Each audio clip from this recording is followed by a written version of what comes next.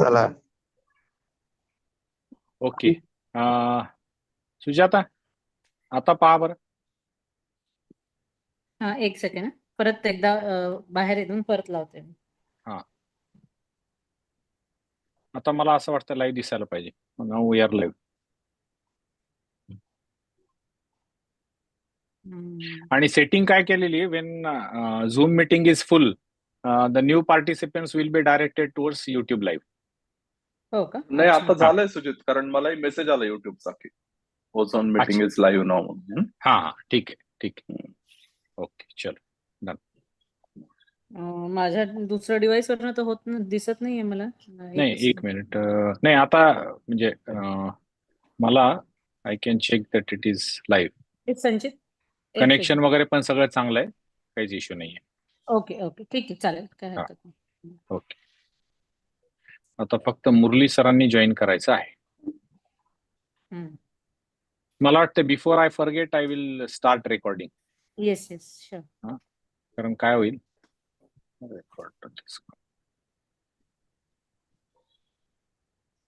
नंतर ना घाईमध्ये विसरून जाईल.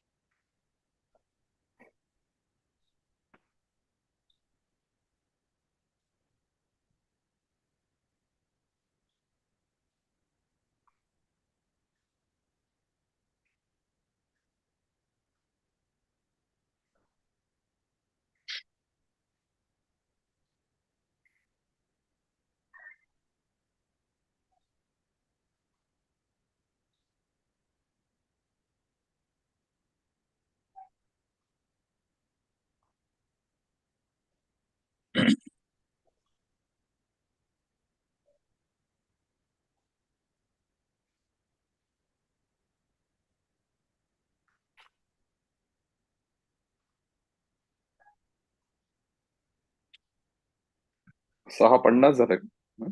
हो ना. नाही सर, मला वाटतं काय ते ट्रॅफिक मध्ये होते, ते 5 मिनिटात घरी पोहोचून चालू करतो म्हणाले. 5 मिनिटात म्हणाले होते.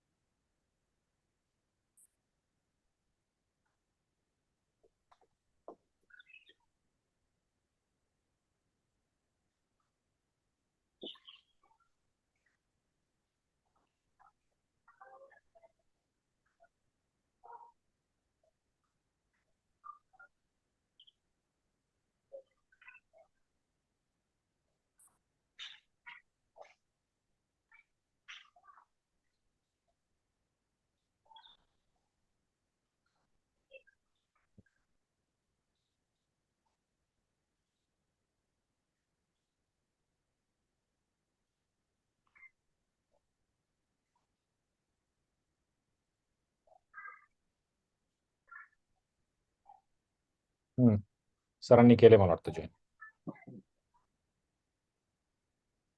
मुरली sir, good evening.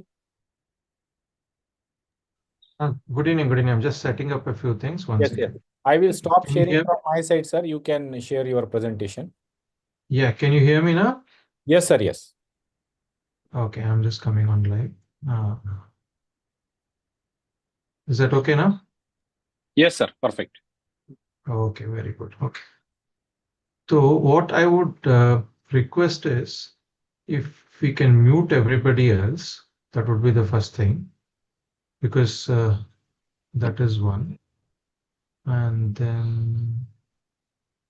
okay, we can't see the, I'll just go to the participants and, okay, because I'll make it a little interactive, so we can also have people kind of, interacting on the chat box. So I have the chat box on as well. Yes, sir. And Once the meeting starts at 7 o'clock. I will mute everyone. Then you can unmute Yeah. yourself, and the chat box Sure. is on, sir. Sure. And we are also live telecasting this meeting on YouTube. Oh, is it? Oh, okay. Yeah. That's interesting.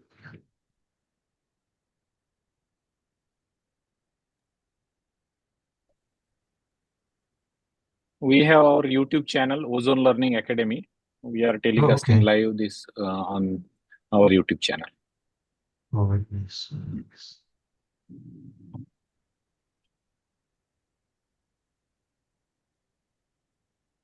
You can share your presentation, and we will keep telecasting your first slide.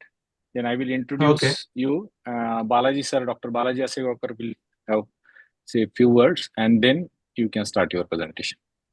I've got my slide ready. So 1 second, I'm just.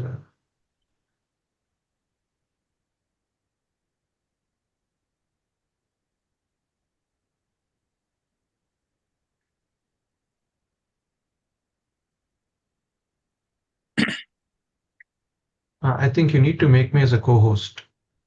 No, sir. I have already given permission to share. No, because the share button is not coming up. Yeah. Now it's coming up. Yeah.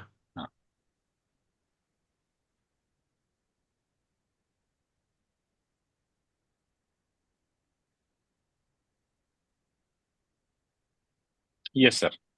Now I can see your presentation.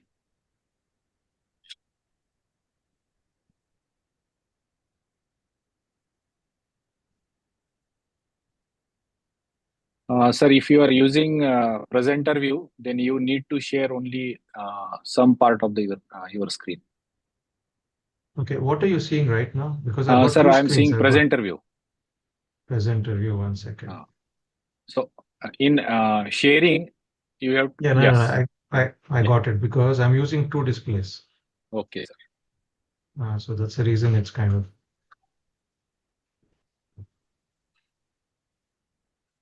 Now you can see 1 second. Let me hide this.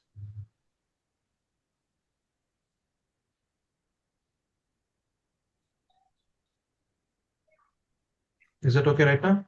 Yes, sir. Perfect. Okay. Thank you, sir. Actually, few months back, Dr. Sujata also tried for your presentation, but because we were doing our meetings in the morning, Wednesday morning, so that slot was not possible for you. Yeah. And fortunately, now we shifted to Thursday evening, and now we got the opportunity. Thursday evening, you will be clashing with another very important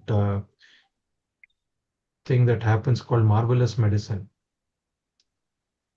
Sir, actually, we tried Wednesday evening also, but there are few meetings in Maharashtra ISC is having their meetings on Wednesday evening.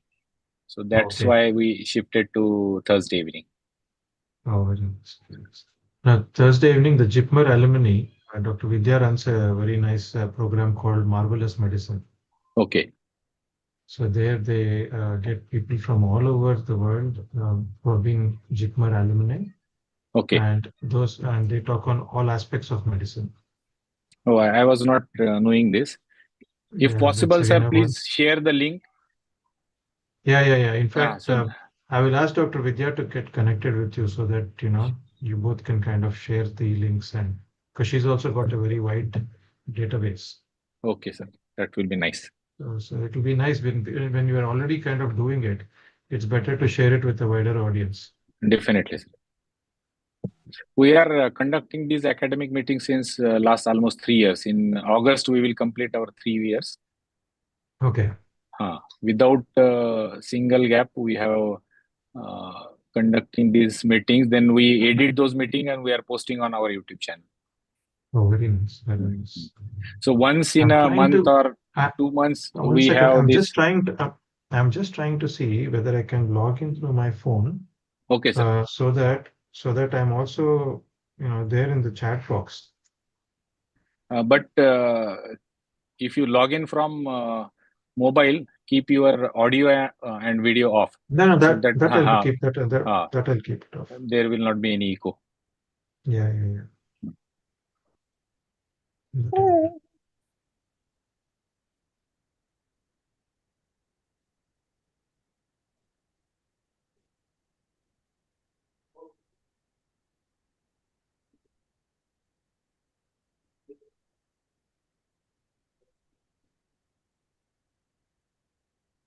Recording in progress.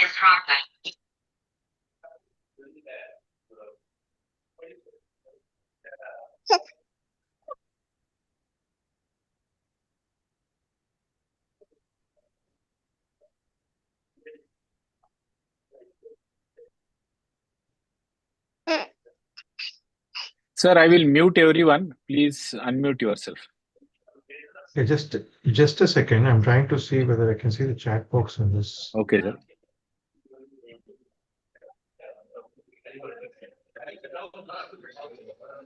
Yeah, Sujata. you're able to see me, right? Yes, sir. Let me see whether I can. Yeah, okay, that's fine. Yeah. Okay.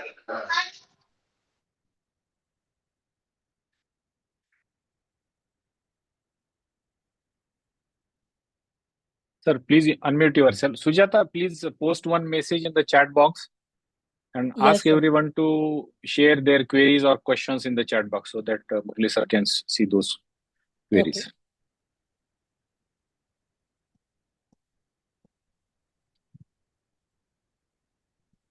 Is it okay from my end now? Yes, sir. Everything is perfect. No echo, nothing. Okay. Yes. In another 2 minutes, we will start, sir. Yeah, no problem.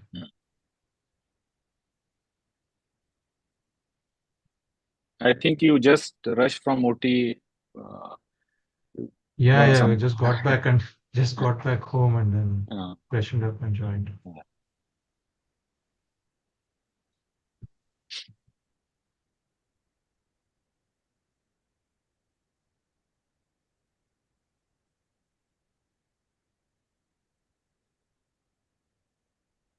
Good evening, everyone. Hello, good evening. Good evening, everyone. Good evening, Sachin. Good evening, Swati.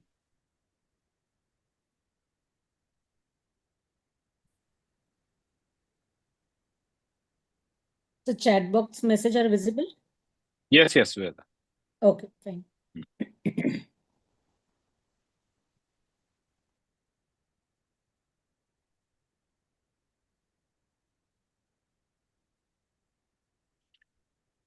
We will start now. Good evening, everyone. As we gather for the landmark 150th Ozone Thursday academic meet, it is my distinct honor and pleasure to introduce our guest speaker, Dr. Murli Thondebhavi.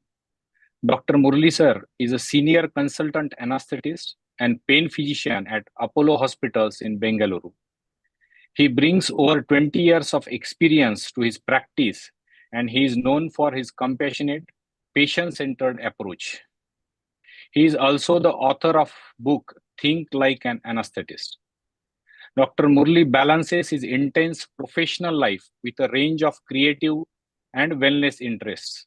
He is passionate about photography and is an avid reader. He also enjoys swimming and meditation as ways to recharge. In addition to his clinical and writing work, Dr. Murli hosts the popular YouTube podcast Luminary Lounge, Insights from Living Lives Well Lived. As he describes it, Luminary Lounge is a series where we explore the power of small habits and decisions that have led extraordinary individuals to lives of fulfillment and success. Each episode dives deep into the personal journeys of accomplished doctors, artists, entrepreneurs, and thought leaders, offering listeners practical inspiration and guidance to transform their own lives. As we celebrate the 150th meeting of our series, this gathering is a special occasion for reflection. Dr. Murli's talk on living an earned life invites each of us to pause and consider what truly matters in our careers and personal journeys. The theme is captured beautifully on our invitation flyer, with this quote from Gabriela Bernstein. True abundance isn't based on our net worth, it is based on our self-worth. This powerful reminder resonates far beyond anesthesiology and is especially meaningful for the young professionals among us. It reminds us that truly fulfilling life and career are built on inner values and self-awareness as much as on accomplishments or wealth. We look forward to Dr. Murli's insights on this important topic, and I'm confident that his talk will inspire all of us. Before I hand over this virtual dais to Murli sir, I request Dr. Balaji Asegaonkar, who is founder director of Ozone Anesthesia Group and past president of ISA Maharashtra, to say a few words. Good evening to everyone. I extend my heartfelt congratulations to Dr. Sujit, Dr. Sujata, and each and every member of Ozone team for successfully organizing 150 Ozone academic meetings. This achievement is truly commendable, not only for the number of meetings conducted, but also for the meticulous editing and posting of these sessions on YouTube as a part of Ozone Learning Academy. Your dedication, hard work, and sincerity are really appreciable. Today, we are really incredibly fortunate to have Dr. Murli with us, especially for 150th meeting, a distinguished luminary in his own right. And I had a pleasure of hearing your insightful talk during the Ganga Refresher course. Thank you sincerely for accepting our invitation and sharing your expertise. Thank you, sir. I request Murli sir to start his presentation. Thank you. Thank you, Dr. Sujit. Thank you, Dr. Balaji, Dr. Sujata, and the entire Ozone group for inviting me for actually, as you said, big landmark.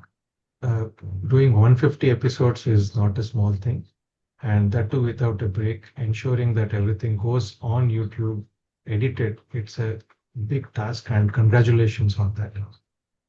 Now, before I start my talk, I would just like to offer prayers to all the lives that were lost last Thursday. This talk was meant to be held last Thursday, but it was such a I would say a black moment in our Indian aviation history. And to all those lives that we lost, especially the medical students, I think we should offer our prayers before we start this talk. So this talk is actually not a talk. I would like to keep it quite interactive. So I encourage, I think we have around close to 45 participants here and probably many watching on YouTube. I request everybody to use the chat box because I will be pausing at various parts of this talk to ensure that we make it interactive, because we would like to know what actually an earned life is and how do we earn it and how do we live an earned life. So to start my talk, the disclaimer I have is that I'm definitely not a guru. As Dr. Sujit was mentioning, I just finished my list and came back home 10-15 minutes ago. And what I'm sharing here is some life hacks and learnings that I have gathered in my journey and by reading or meeting people. And the main books that influenced me to do this talk was this book by Marshall Goldsmith. Now, Marshall Goldsmith happens to be a coach for CEOs, and this book actually is probably what we call as a quake book in my life, wherein I realized that there are so many things that we should be knowing which we hadn't learned. The other book which made an impact to creating this talk was this book by Mo Godot. Mo Godot happens to be the ex-chief business officer of Google X, who lost his son, who was aged 21 years, following which he has got on to this mission of creating at least a few billion happy souls on this earth. The third, which I'm sure many people would know, quite a popular book, is The Atomic Habits. And this again is a book which had influenced me by Scott Adams called How to Fail at Almost Everything and Still Win Big. I think that is very important in present day life, when we actually take even the smallest failure as a big failure. And I wrote to, I think, Mr. Marshall Goldsmith a few years ago. He said he would be very happy for me to go ahead and do this talk, and he's in touch with me. We're trying to hopefully get him on the Lumini Lounge podcast soon. So the outline of my talk would be to talk about what is regret, what is fulfillment, which is the basic foundation of what you can call as an earned life. Then what is an earned life? Right? We all know what earning is, but what is an earned life? Then we'll talk a little bit about the checklist for success, and there is something called as a AAA model. And finally, a very important aspect of this entire talk is something called as a life plan review. So coming to what is fulfillment and regret, right? These are very important words that we need to understand. Before we understand those two, we'll just go into what actually life is and what are the parameters through which we can gauge this fulfillment and regret. So to start with, purpose, right? All of us say that we need to have a purpose in life, a purpose for every day, that when we go to work or when we live our life. The second is, what is meaning? Now, this is extremely important because at the end of the day, if you ask yourself, did I do something which gives my life meaning? It will be a very hard question to answer. The third, of course, we all know our achievements. We pass our exams, we get our awards, we get our paycheck at the end of the month. So this is something which is very measurable and tangible. Then, of course, another thing which gives either this fulfillment or regret is friends and family and our network.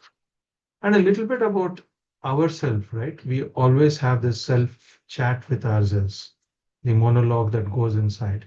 That again should be something which is fulfilling. And finally, happiness. Now, this is something that is spoken about so much, but the main thing here is happiness doesn't have a meter. It says, yes, this is happiness, and everybody should be happy with this scale. And more importantly, as you can see, this little kid trying to grab water, happiness is something like that. The more we try to grab it, the more it eludes us. So let's think about what regret is. And if you always say, I'll be happy when I get something, I think that's a wrong statement because happiness is in the present moment. So when we talk about regret, this is a famous TED talk that I would point you to by Catherine Schultz. She's a Pulitzer Prize winner and she writes really well. If you would like to read her books, again, wonderful articles as well. And what she said regret was that it's an emotion when we think that our present could be better if we had done something different in the past. Now, this is when I would like to ask people to get onto their chat box and just write one thing. It could be, something that you didn't take, like example, it could be a course that you didn't do, it could be a job that you didn't take, or it could be something that you were scared at that point to do, something that if you had done in the past, you would have been better in the present. I just request all of you to just write one word, what it is. So I have my phone on the chat box here, so I'll just go through it.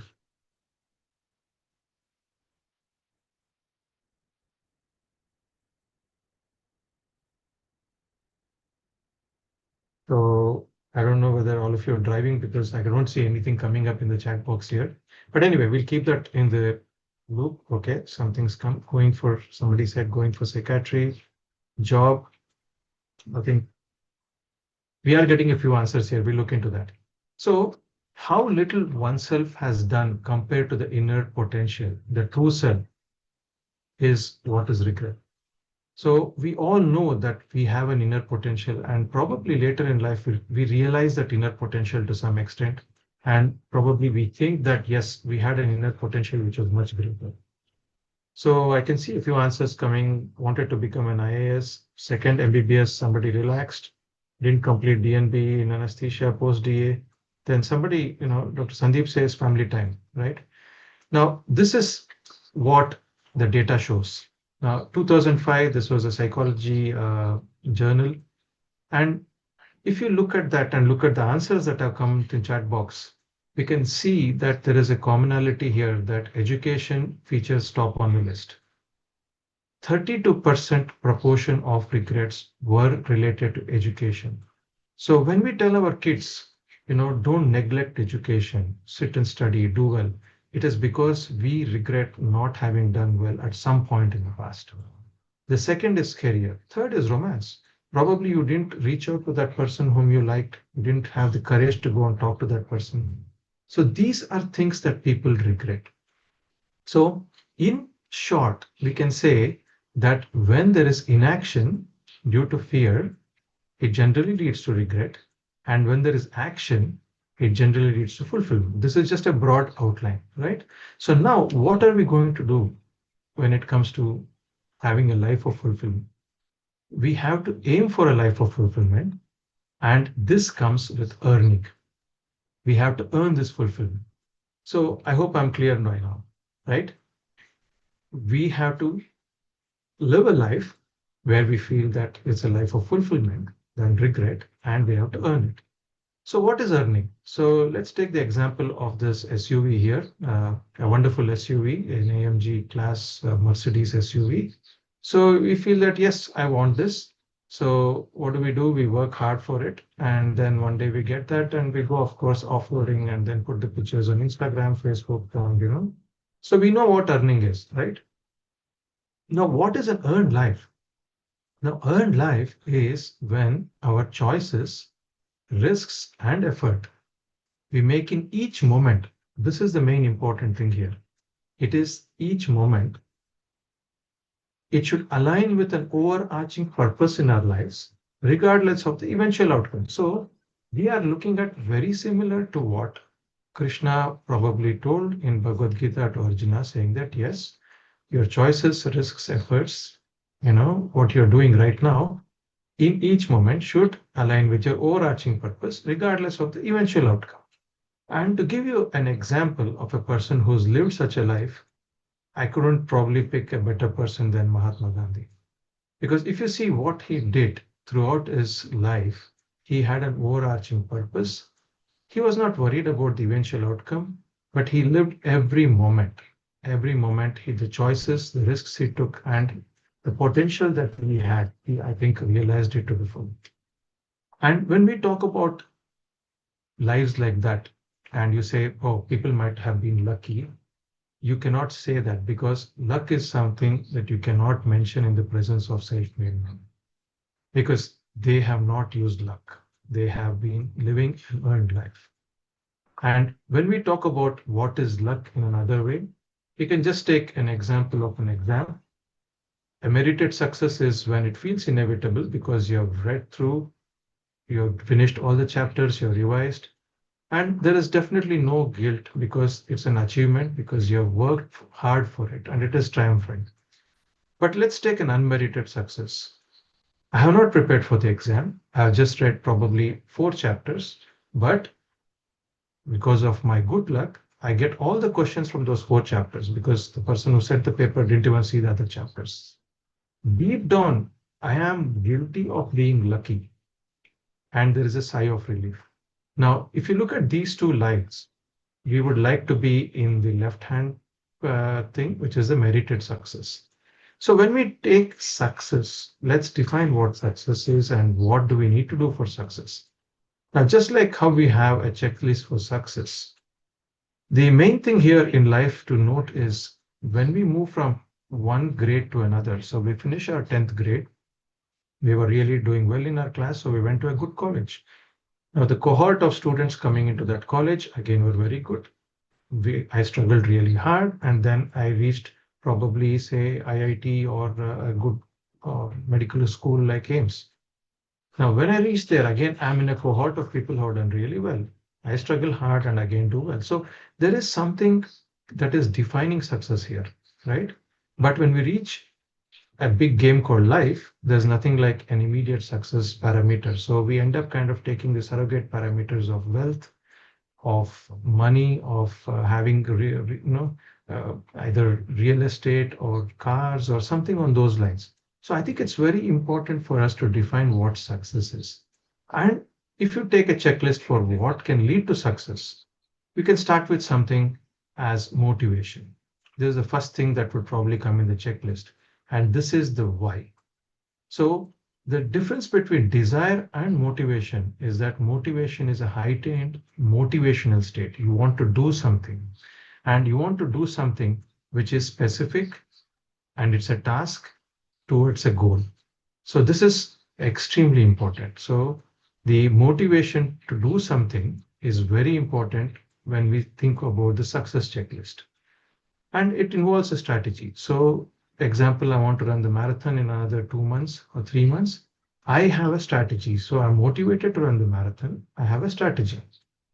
The next thing is I need to have the ability.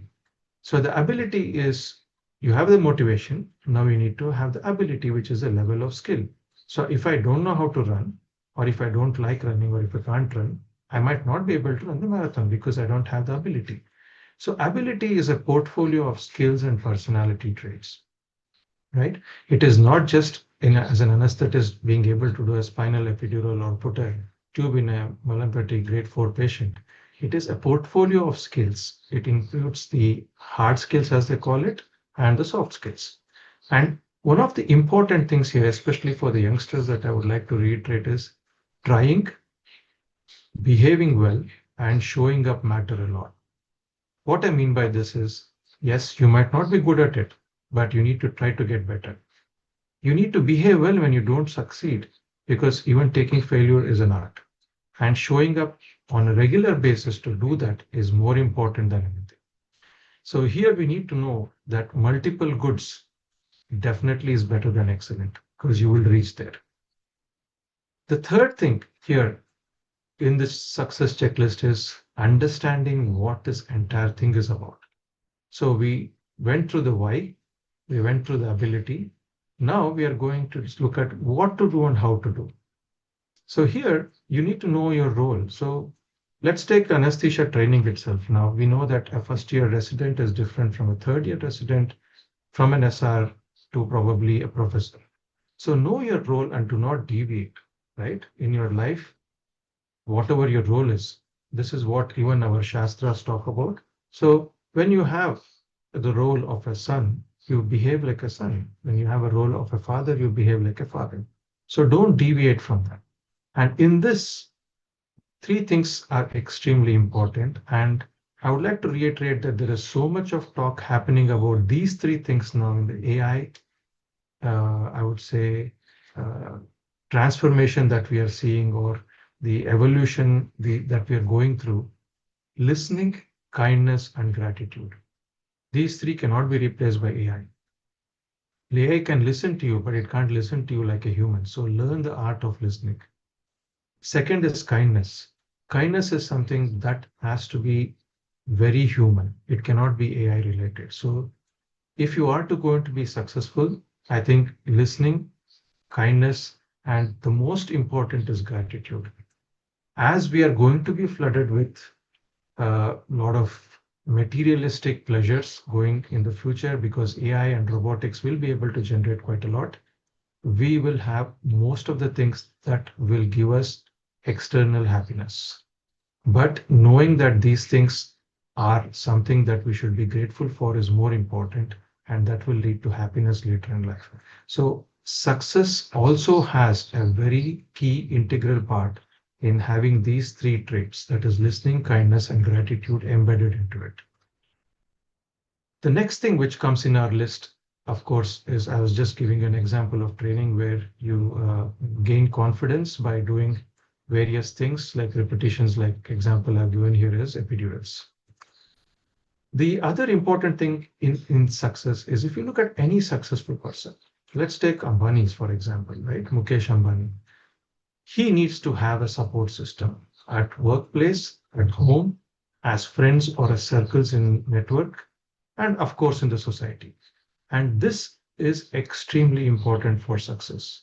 If you look at surgeons, they have a team, right? All of you working with very successful surgeons know that they will have the same scrub nurse, they will have the same assistant coming in, preparing everything. Similarly, if you look at athletes, Andy Murray probably had a support team of 12 people, right? When he was in the peak of his career. So building a support system, ideally of around 5 to 6 people, is very important. Now, in this role, you can create something called as a board of directors. Now, let's take example. You have mentors or you have teachers who have guided you in your life. They can be your board of directors. They are your support system to go to when you need decision-making skills. So you can ask them a difficult question, you are in some trouble, or you're in a dilemma whether to choose or not, you can actually ask them. So support systems are very important. And we have to realize all of us need help, right? So ensure that you build your support systems. But the final thing in this success checklist is you might have everything that you need, but if there is no marketplace for your skills, that is, the society is not going to value what you have, you're not going to be successful. So keep a watch on what is actually the trending thing or what might be in vogue later and work towards it. Now, this might not be that important when it comes to an anesthetist or a doctor's perspective because our careers have a different trajectory compared to other careers. But presently, the world is in a lot of flux as to what is right and what is wrong when it comes to jobs. And just today, I read an article from the New York Times, which was talking about how there are going to be at least 20 to 30 different job profiles or different jobs created just because of artificial intelligence taking over many jobs. So the question now comes is, yes, we know what is success and we know what we need to do to be successful, but what is stopping all of us for changing for the better? The first thing is law of inertia, right? Now we know that whenever we are doing something, we are happy doing that and we're happy continuing to do that, right? So without any inner effort, we'll tend to go in the same direction that we were going, right? This is the first thing. So the main thing here is to think and analyze as to what we can change. This is the first one. Second is lack of imagination. Now, many of you who wrote what you regret, right, probably had this lack of imagination because we couldn't project as to what we could end up as, right? So a simple example is we can always say A plus B equals E. That's a formula that we know. And we say, fine, you do medicine, you do anesthesia, and then you'll end up as a consultant somewhere working and earning this amount of money. But it's very difficult for us to say, yes, AJ plus L, that is, yes, I become an anesthetist, but what if I start a company which manufactures, say, connectors for IV line? And I do parallelly run my business and I also do my practice. Now, this is something that we cannot imagine. So this is again something which impedes us from becoming successful. The third important thing is adaptability, right? The pace of change you're experiencing today is the slowest pace of change you'll experience for the rest of your life. Now, what do we mean by that? If you take your life, say 5 or 10 years ago, you would definitely say I had more time for my friends. I had more time for probably, spending time at home, listening to music or whatever. But now I've become more busy, right? I've got more things to look at, more, responsibilities and things like that. So remember that the life will become fast and adaptability is one of the very key things, and anticipating this change is extremely important. The other thing which is a big problem nowadays when it comes to being successful is heightened distraction. Now here I would like to take a small break and ask in the chat box, do people listening to this talk know how many hours are they using the phone every day? Yes or no? That's all. Are you aware of the number of hours you're using your phone? That's my question. Dr. Sujit says yes, Dr. Okay. So many of them are saying yes, and Dr. Sandeep, in fact, has put down 1.5, somebody 6 hours. Yes, yes, yes. So everybody says yes, right? So everybody is keeping a tab on what's happening. You will be shocked to know that many people don't keep a tab. The amount of time that they spend on this here, that's Instagram, this, which is YouTube, and of course, WhatsApp, right, is enormous.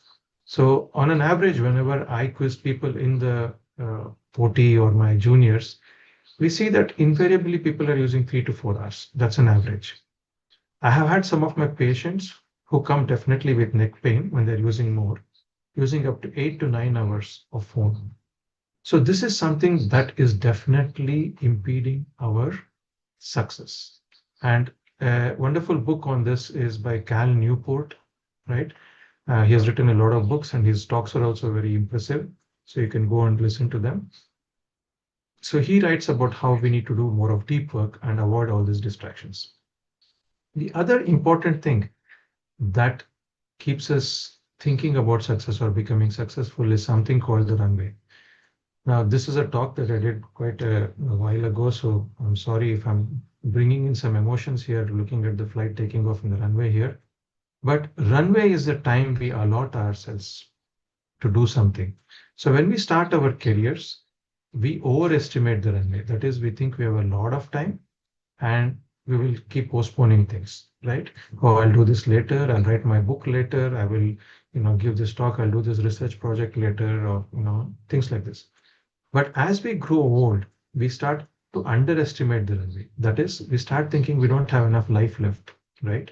So this is something, a paradox or an illusion, that we think we have a lot of life initially, and as we grow old, we think we have less. So we have to balance this and understand that, yes, we have a definitive runway and we have to make the best use of it.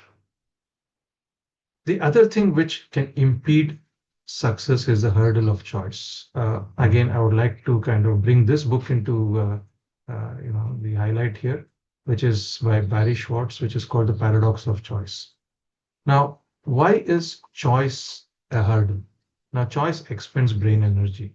And recently I was reading something about glutamate being the neurotransmitter, which actually, just like dopamine is there for all the Facebook likes and Instagram likes, hurdle of choice, the more amount of choice you're, exposed to, the more decision making that you have to do, it expends more brain energy. So how do we go about this? We avoid choice for smaller choices. So like example, what to eat, what to wear, simple things, what route to take to office or hospital. These things you do something called as a choice avoidance. That is, you make it a habit. But you have to go in all out on things that matter the most. So when it comes to changing a hospital, right? A new hospital has come up in town and they have come and approached you to kind of move there. These are the times when you have to spend all your brain energy to think of all the possibilities. So delegate, automate, or eliminate the rest. So go in all out on things that matter and delegate, automate, or eliminate the rest. So this will free up your brain to actually make better choices. And the best example is this gentleman here. You can see that his attire did not change for close to whatever 10, 11 years of these photos that I've taken here as examples. And he kept this as a constant because he didn't want to expend any energy on what he wears every day to work. So now this is something that I would like you to do as an exercise at home. Make a list of the choices that you make on a daily basis. Try to automate decision making on the less important ones. Think about it, right? And after a month, you can review it and see whether you have more mental energy left at the end of the day. It's a very simple experiment. You can do this at home. So now let's move on to, after finishing what is a checklist for success, what are the impediments for success, into what actually is important. That is the reality, right? Now, the reality here is that you should realize when you're talking about an earned life, every breath you take is the new you, right? What you achieved yesterday, what you achieved a year ago, what you achieved 10 years ago is not the you. The present you is definitely different from the past you. And all your prized possessions, accolades need to be real. So as anesthetists, we know that every case tests you, and whatever you might have done in the past, that case when you're doing is the most important thing in your life. So similarly in life, it's extremely important not to sit on the past accolades or possessions or your rewards, but to earn it every day.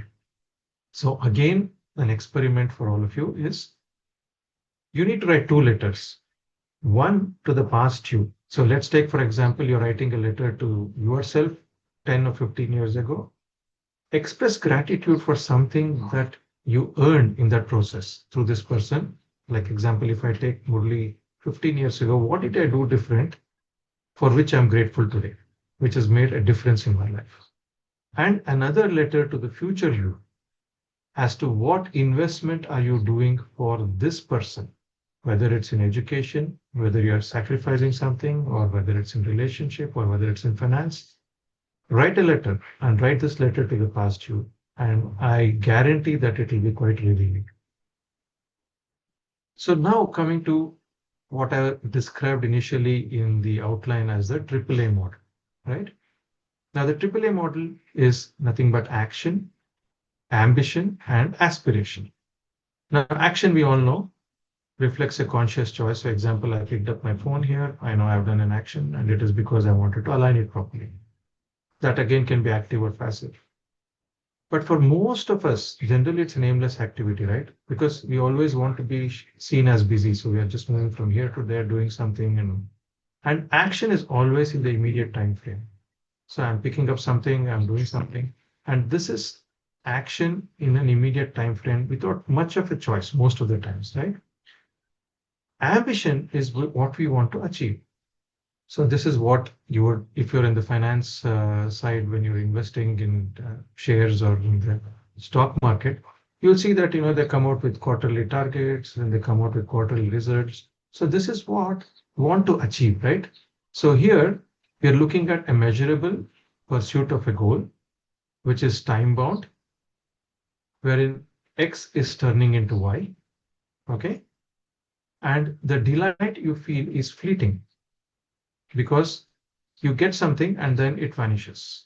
So it is not as high as you expected, and it does not lead to happiness and a fulfilled life. Okay. So this is an example of ambition, where you're looking at, this is a dragon, there's a Chinese dragon, right? Which is eating but never full, always eating but never full. Now this is ambition. The third thing in this AAA is aspiration, right? As to who we want to become. Now, this is a pursuit of a greater objective. An example is to be a better parent. There is no target of what a better parent is, right? So you want to be a better parent. That is aspiration. And there is no marked finish line here because it defies measurement, right? You can be a better parent every day. You can increase the amount of love. You can actually be a better parent. So the X person is evolving into a Y person here, right? And this invariably is regret proof. That is, you are brave enough to give it the best try. It didn't happen, but you wanted to be a better parent, right? And it's worthy of developing and protecting. So why is this important? Is if you take an example of somebody going on a road trip, the action is driving. So he starts from, say, Kochi, and he wants to go all around here. The ambition is each stop. So he would like to go to Bangalore first and then go to Chennai, then go to Hyderabad. So he's got an ambition, but what is his aspiration? His aspiration is to see India.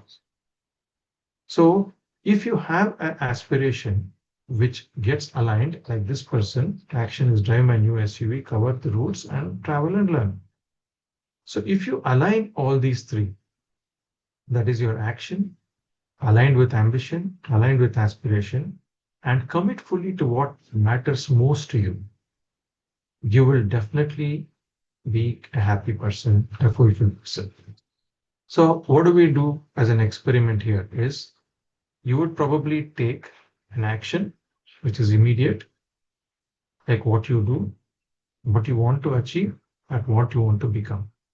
So I'm not going to kind of go through the chat box here, but this is something you can take as a screenshot and then probably think about what action would you do tomorrow, which will probably lead to an ambition or ambitious goal in the near future, which would lead you to become something in the future self. So this is something that I want you to do at home.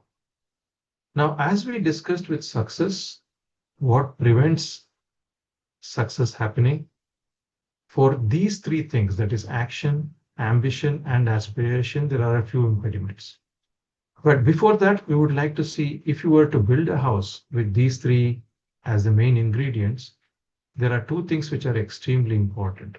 One is discipline and one is willpower. Now, one of the best definitions for discipline and willpower is this, that discipline is the power to say yes to hard stuff, whereas willpower is the power to say no to wrong stuff.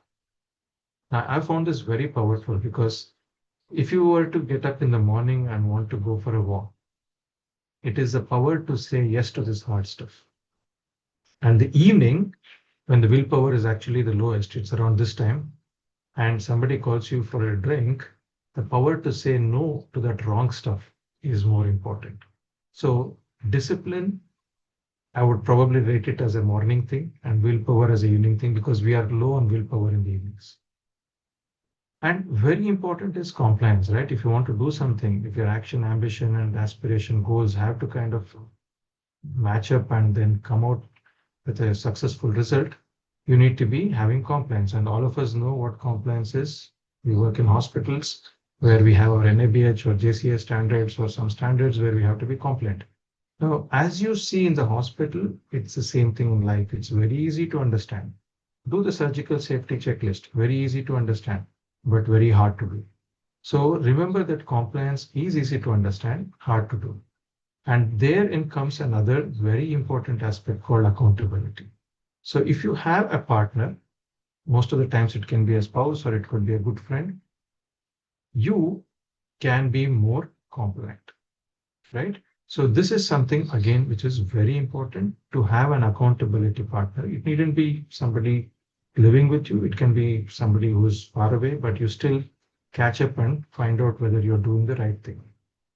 And importantly, if you want to be accountable to yourself, forget being accountable to anybody. A simple thing is to have a to-do list. And when you do a to-do list, you do it the night before you sleep, because then you can sleep with less anxiety because you know what you're going to do tomorrow, what are the main things, and then you tick them off. And one of the very easy ways to do this is use Google Tasks. And I think iPhone also has got similar stuff. So you can actually put them there and you can start doing this. And it's quite a I would say rewarding thing at the end of the day, looking at this list because you have completed so many important things. So you're accountable for yourself. And more importantly, if you have a calendar, you can write up something like this and be accountable to yourself and make sure that you're doing those things on a regular basis. And have something which is measurable, right? When I say measurable, you can have specific targets if you have an ambition. So the best example would be, say, fitness. So you know what you got to do. You got to lose this much weight. So you can actually go on your diet and do that. Now, all this combined into one very interesting, I would say, exercise is called the life plan review. Now, this is something that I experimented in my own life. So I had 10 people close to me from different walks of life, few doctors, my family, close friends. And we did this for around 4 months last year. And it worked really wonders. And what is life plan review is something that originated from this gentleman in the screen, who was the CEO of Ford, General Motors. And what he did was he turned the entire business around, which was failing, by something called as a business plan review. And the business plan review or life plan review relies on one important thing, that no earning can happen without heroic effort. So you need to put in your effort. So that is the first underlying statement of this life plan review. Second important thing is you pay attention to the level of trying, not the results, right? So you're going to be putting your best effort. That is the best effort of trying. So to take example, reading, I like to read 10 pages a day might be my target. One of the targets, I'll explain what this is. Did you try your best to read 10 pages is more important, and you're going to score on that than reading those 10 pages. If you read the 10 pages, well and good, but did you do your best to read the 10 pages? Third is you have this small group, ideally of around 8 to 10 people, and you share your results with your group. And there is no excuse for not trying. This is the main thing here. You have to try and you have to share that score rating with the group. So to give you an example of what we had as the markers initially was 6 things that you score yourself every day. So you can do this with your friends. I have an Excel sheet which I'm happy to share with Dr. Sujit, who can share it with everyone. So you can just put your 6 things what you would like to do, and I'm just giving you some examples. One is you can say, did I do my best to set clear goals? So the clear goals could be simple thing like creating a presentation for the upcoming talk, or it could be booking my flight tickets for a holiday. Did you make progress towards achieving these goals, right? That's another thing which you can rate on. Third, did you find meaning? Now, this is very difficult. Initially, when you start doing it, you'll realize, did you find meaning at the end of the day? Did you do your best to be happy, right? Did you do your best to maintain and build positive relationships? And did you do your best to be fully engaged? That is mindfulness. So you can have your own goals. It can be drinking water. It could be looking after your pet. It could be, walking 10,000 steps. It could be whatever, but it could be these 6 measurable goals. Then you rate them, right? Based on whether you did your best effort or it was terrible. So if we take, say, example, be happy, right? We had this as one of our LPR sheets. And you can see this gentleman is a good friend of mine, had, work on community activities, work towards assessment of patent infringement. He had a couple of patents for which he was working on. He was working on a music album with A.R. Rahman, and he was spending time with family, which again he was scoring. So here, the main thing to realize is when you talk about happiness as one of the things you're scoring, it's very simple. It's an equation, okay? If your perception of events in your life, okay, and the expectations of life, how life should be, right? If you subtract each one of them, if your expectations were nothing, let's take expectations was 1, and the events that happened around you were 5. 5 minus 1 is 4. So now there's a happiness quotient of around 4, right? But if your expectations were 5 and what happened was 1, it is minus 4. So happiness in another way in this equation is talking about how you should actually lower your expectation and accept what comes in your way, right?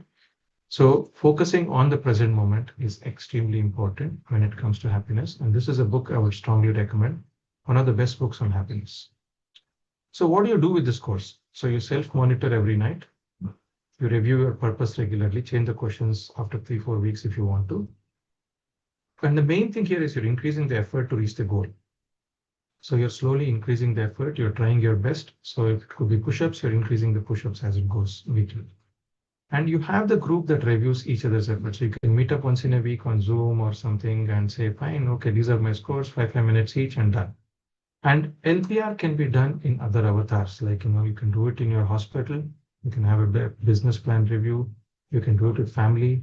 And also you can do something like an environment plan review. You can have your community or apartment people doing a similar thing as to how you're going to keep it clean, how you're going to make it better. So it can be applied to any goal along the road of you, right? And one of the very important things I talk about when I talk about this is how a cell in your body is doing its best. Every cell in your body is doing its best. So if as a citizen of this country, as a member of a team, if you're working in a big team such as the Ozone team, you are doing your best.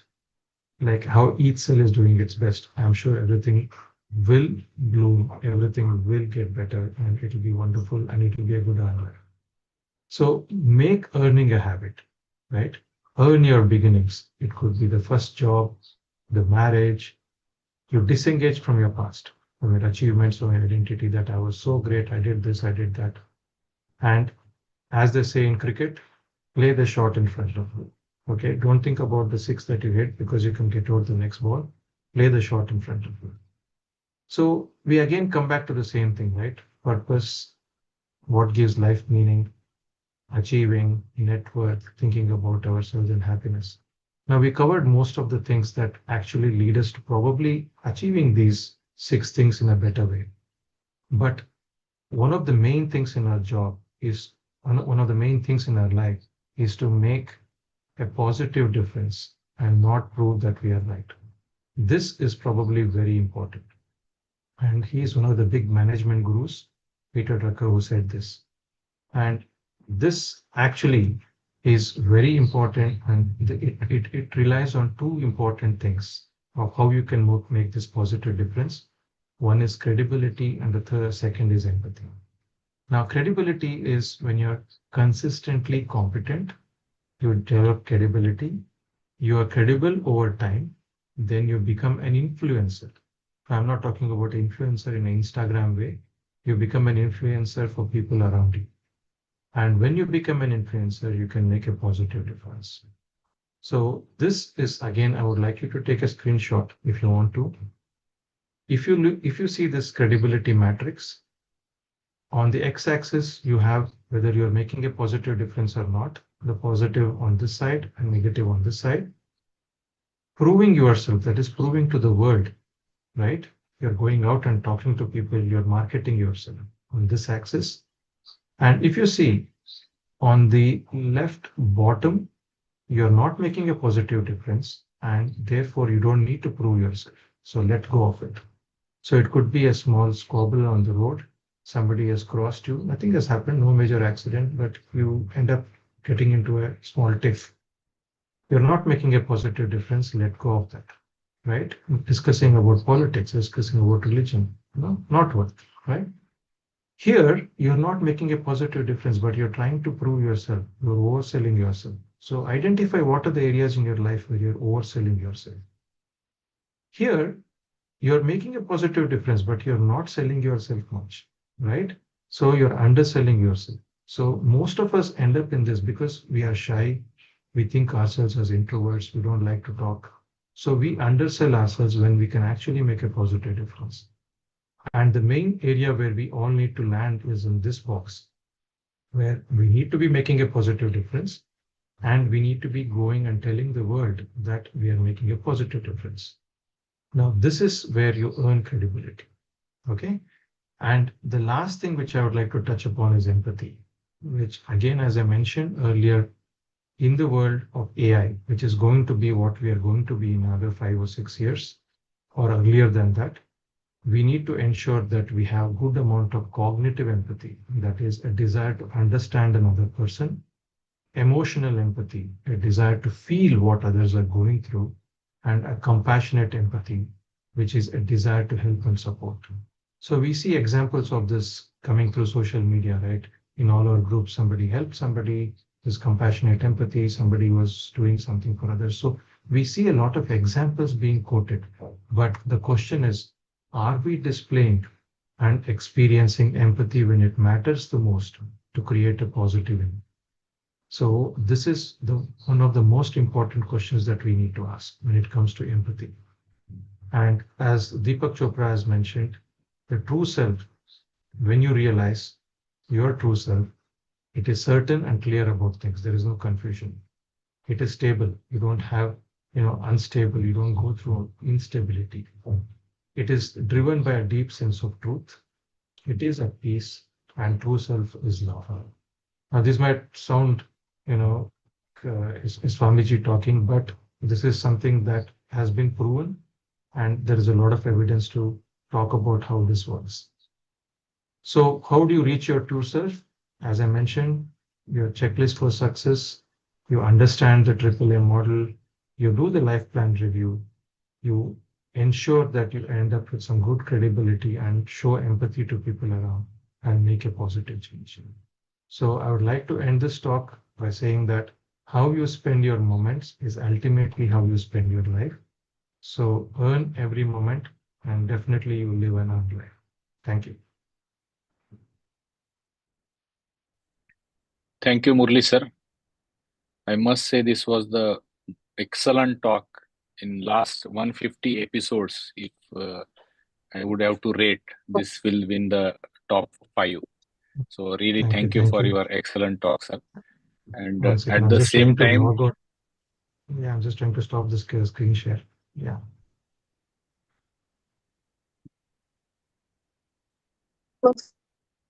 Yeah, I understand. So it's yes.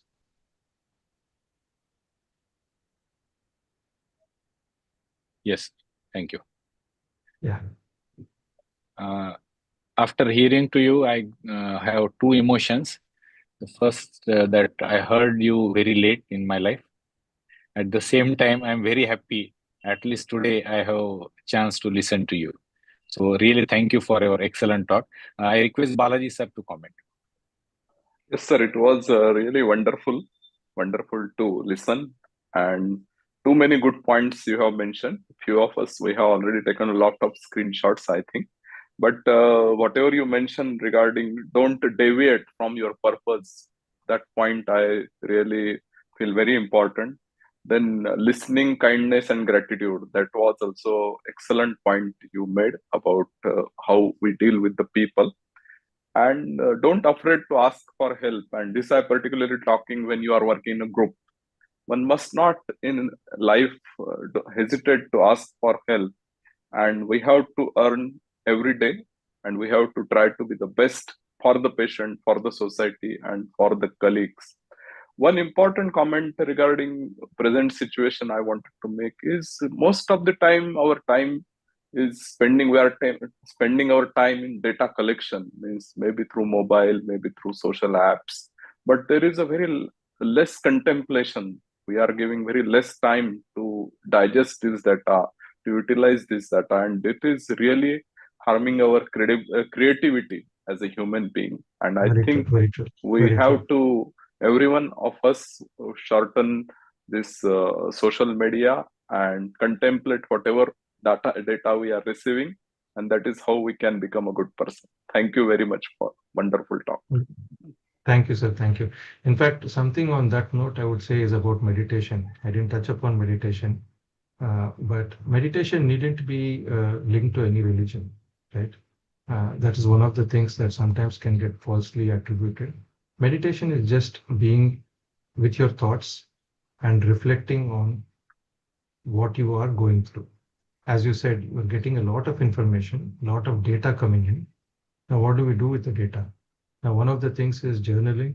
That is again something which I would strongly recommend. You don't have to write a big journal, big diary, whatever, just one line. You can start with what you're grateful for, as we call it as gratitude journal, and get children or youngsters to do it, because I think going forward, being grateful for even simple things will matter a lot, because as I said, we will have a lot of worldly pleasures, right? The worldly pleasures will not give us happiness at that point. So being grateful for simple things, like example, if you had an ankle injury, you realize how important ankle is, right?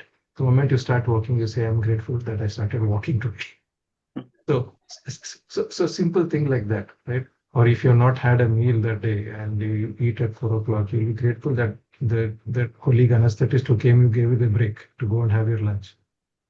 So things like this, I think we need to kind of inculcate these things. And rightly said, we are taking in too much of stuff we are not thinking of.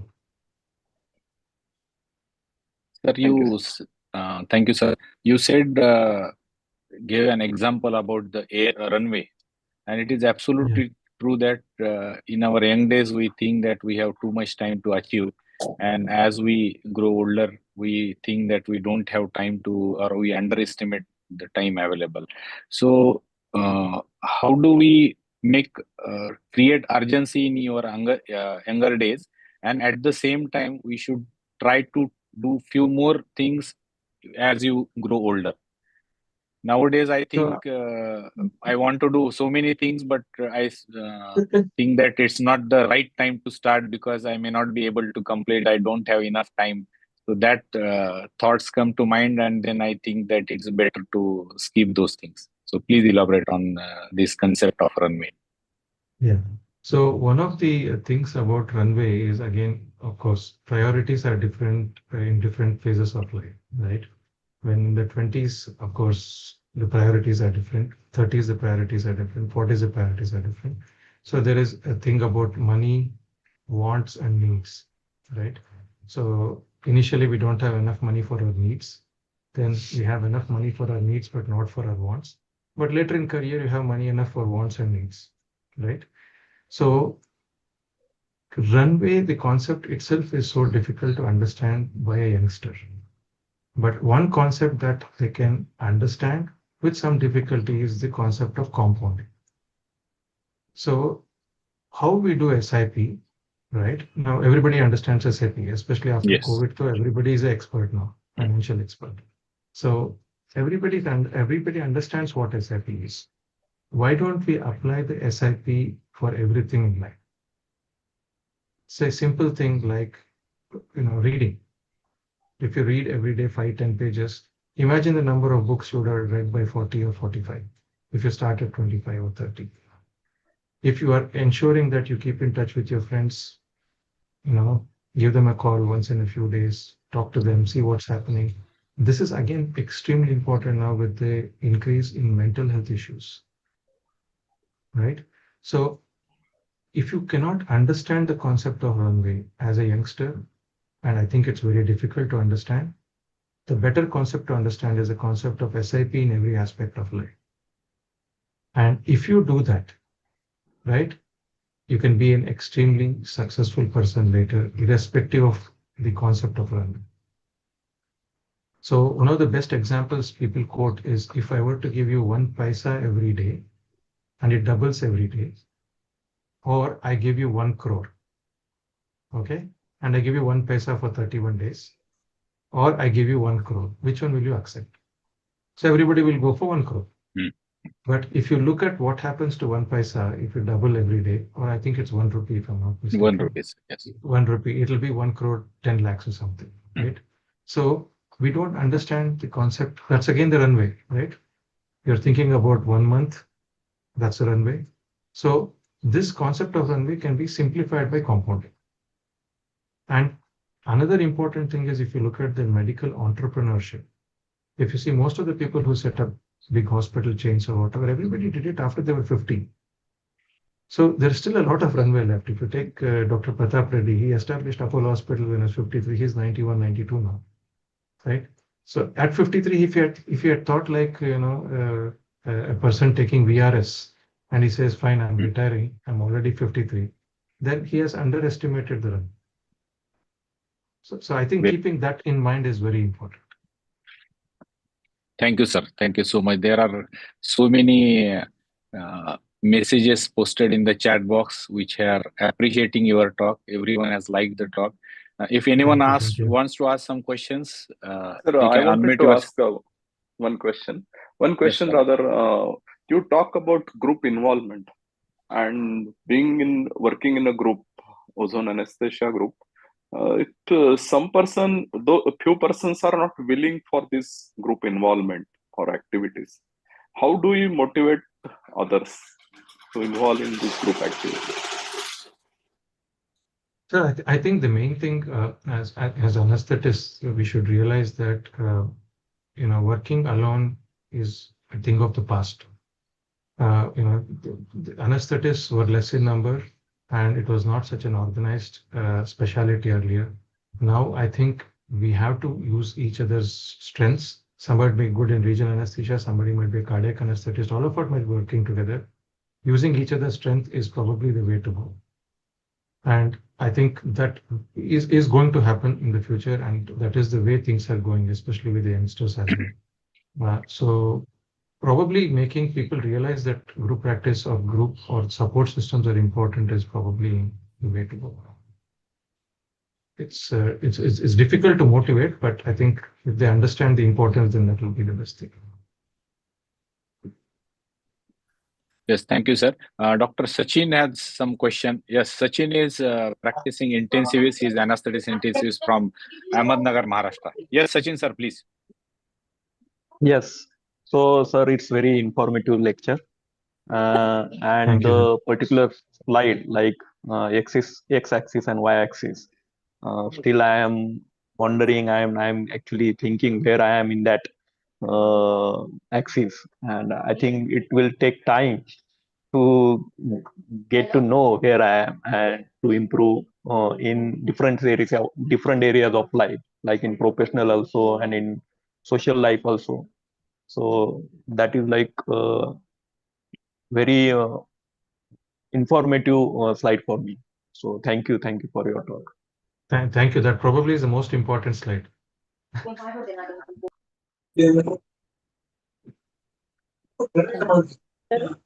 In the start of your talk, you said I'm not a guru, but probably your talk has reached to such a peak level that it was much more than the Sadguru or any other guru's talk.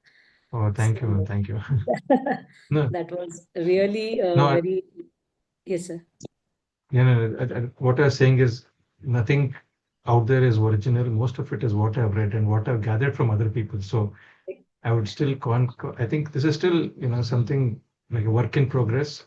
And through our podcast, we are meeting so many different, very knowledgeable, experienced, and successful people. And one of the common threads that is coming through everybody is relationships, love, protection, kindness. So I think eventually these things matter quite a lot. So I think that is where we gravitate towards later in life. That's what I'm seeing. So And on this platform, I would like to wish if Sujit sir starts podcasting, we would like to interview first, you first, as you been taking the preliminary launch and been dealing with so many good people, you know. thank So you. Thank you. yeah, thank you so much.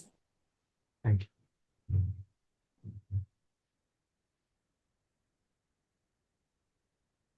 There are already wonderful podcasts by Sir on the platform that I keep hearing to. You're wonderful.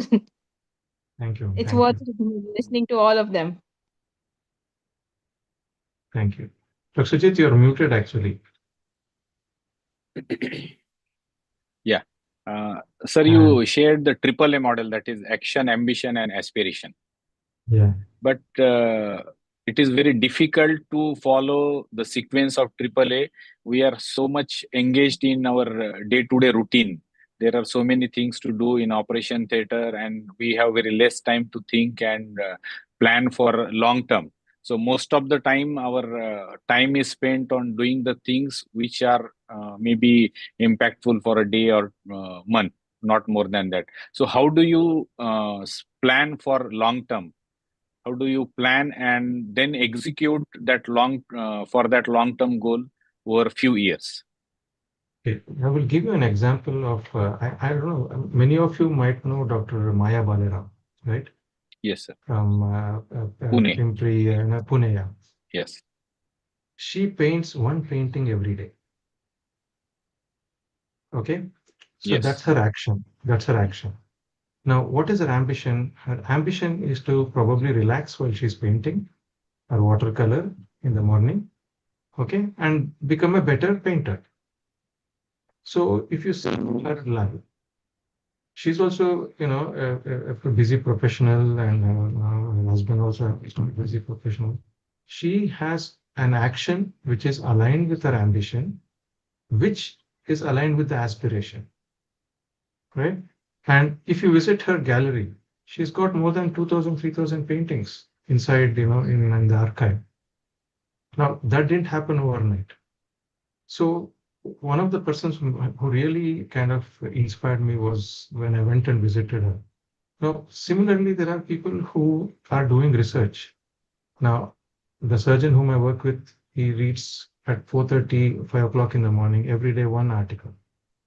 Now, that's his action, which the ambition is to finish the journal articles of that month. The aspiration is to become a better evidence-based clinician. So I think it's important for us to think and align these three things. Now, it could be a goal of, say, I want to, say, read some spiritual work. It could be Bhagavad Gita, right? So my action of doing that as a small thing for half an hour or something every day, 15 minutes, aligns with the ambition of finishing it and the aspiration of becoming a better spiritually knowledgeable person. So anything can be done that. So that's why I put the table, right? Where you can actually put together three things and then you can align. Yes, sir. Thank you. I have one more question. You said about the empathy. It is essential to have empathy, and it is also more important to show that empathy at the right time. So please elaborate on that. Because we listen so many times about the empathy, but we are not very clear about the empathy and how to express Yeah. the empathy. Say, like example, let's take a junior of yours is going through some family-related issues, right? Now, you as a senior need to show empathy. Okay. So empathy, as I mentioned, again, there are three types of empathy, right? Cognitive empathy, then you have different types of empathy, compassionate empathy. So now at this point, when that person is going through the lowest part of their life, which could be related to either a health problem in the family, mother might not be well, it could be a spouse related issue. If you're not able to understand that person at that time, what is the use of understanding that person after a month? So showing empathy has to be very much time specific. And time specific in a way that you understand this person and you deal with based on what that person requires, whether it's a decision.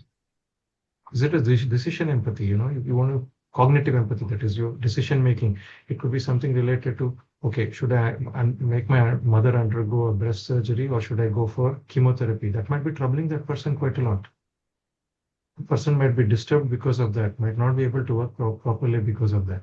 So if you can sit down and ensure that decision empathy is given at that time, right? It will be the best thing. So if that person has lost somebody in the family and going through a lot of grief, then compassionate empathy should come.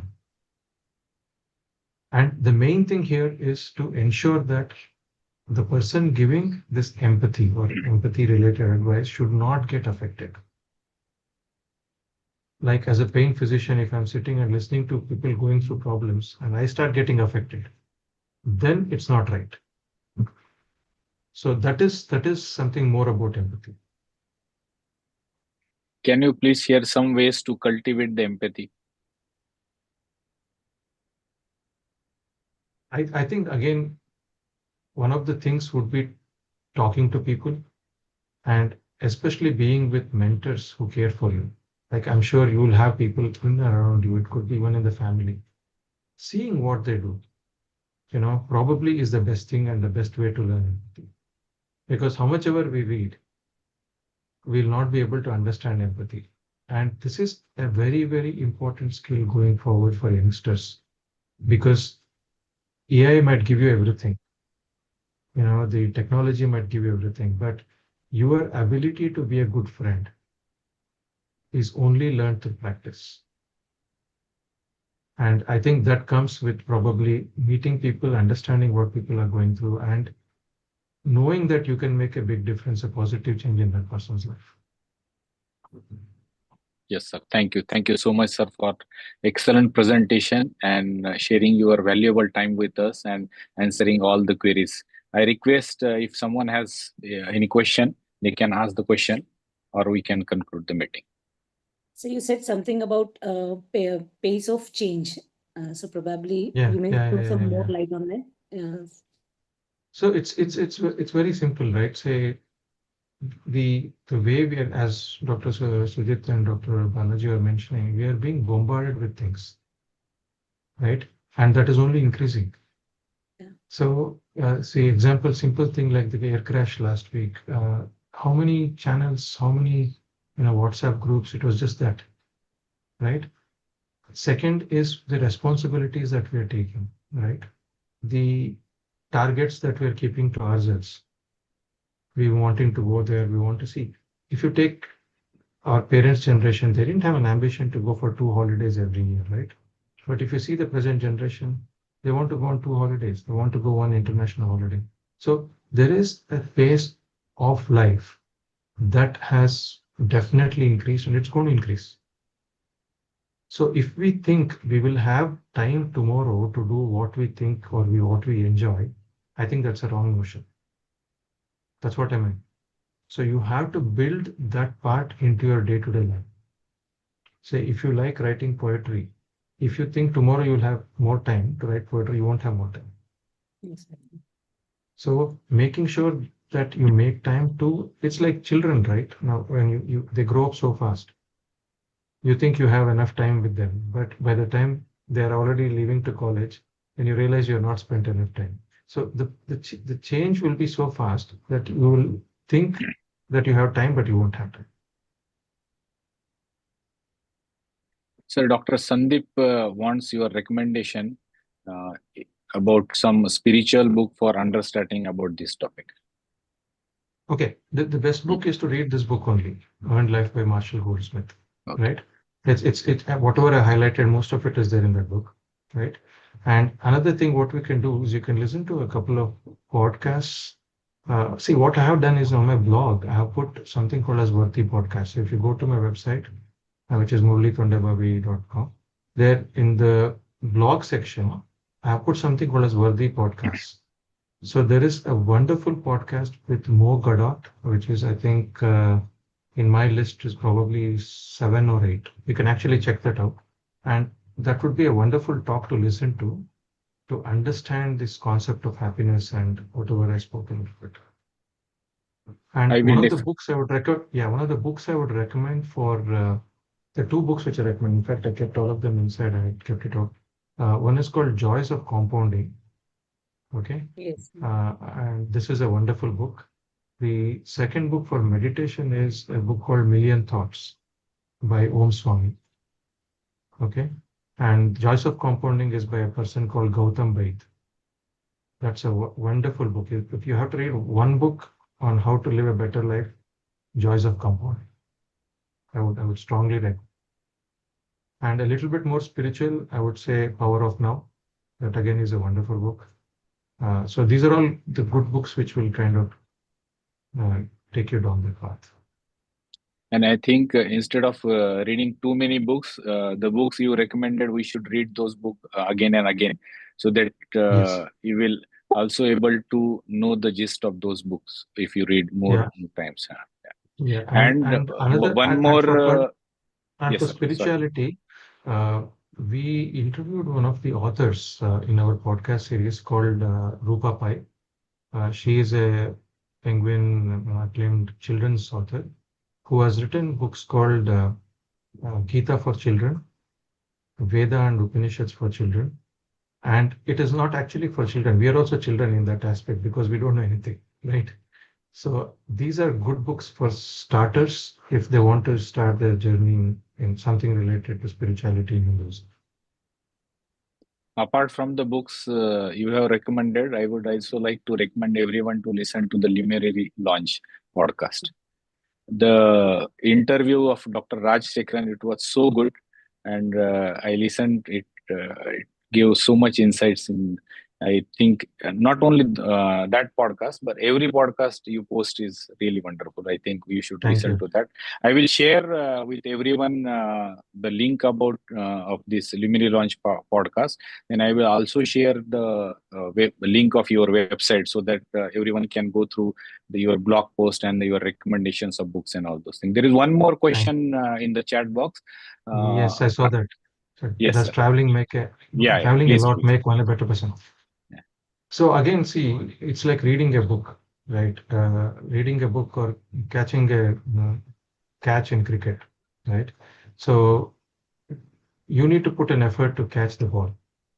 So all of us have seen IPL. So some of the catches are really wonderful. Now, traveling is very similar, right? What are you getting out of traveling is more important. Are you becoming a relaxed person once you come back? Are you learning something about a different culture and you are changing within because of that? Or just because of traveling, you have realized who you are, right? Now, somebody goes for a trekking in Himalayas, they realize their own potential. They realize their, pitfalls. They realize where they can actually push themselves or where they need to get better. So I think traveling should be seen in a way that what are you actually getting out of it? Is it relaxing you? Are you learning something? Like I'll give you an example. When we went to Paris for the World Congress Regional Anesthesia, I went to this thing called catacombs, right? Now, catacombs is a place where they didn't have enough space for burying people in Paris at one point. So they used the limestone quarries underneath the city and filled them up with bones. So it's a very eerie experience because you walk for a kilometer with just skulls, femurs, tibias all around you. Okay. And then it made me realize the kind of culture we have, the kind of respect for dead we have, what we have in our tradition. And it also made me realize that a city like Paris, which people always see for only romance and everything, has something this as a tourism. So those kind of things will definitely change you. And I think nature is something which you cannot replace, right? If you're going to spend some time in nature, it definitely will recharge you. So that is my answer to that question. Thank you, sir. Thank you so much. I think everybody is, they have got so much things to look into. And definitely this talk has inspired everyone who has listened to it. And definitely once we post it on the YouTube, this edited version, it will reach to many more youngsters and they will get a lot of insights and they can plan in a better way for their long-term goals. So with this, I thank for excellent talk, sharing your valuable time and actually accepting our invitation. Actually, this was to be done on 12th, but immediately you accepted for the 9th. So thank you so much. Thank you. Thanks a lot for inviting, and it was a wonderful session. Thank you. Thank you, sir. Thanks a lot. Thank you. Bye-bye. Bye-bye. Good night, sir. Bye. Good night. Good night. Bye. Bye.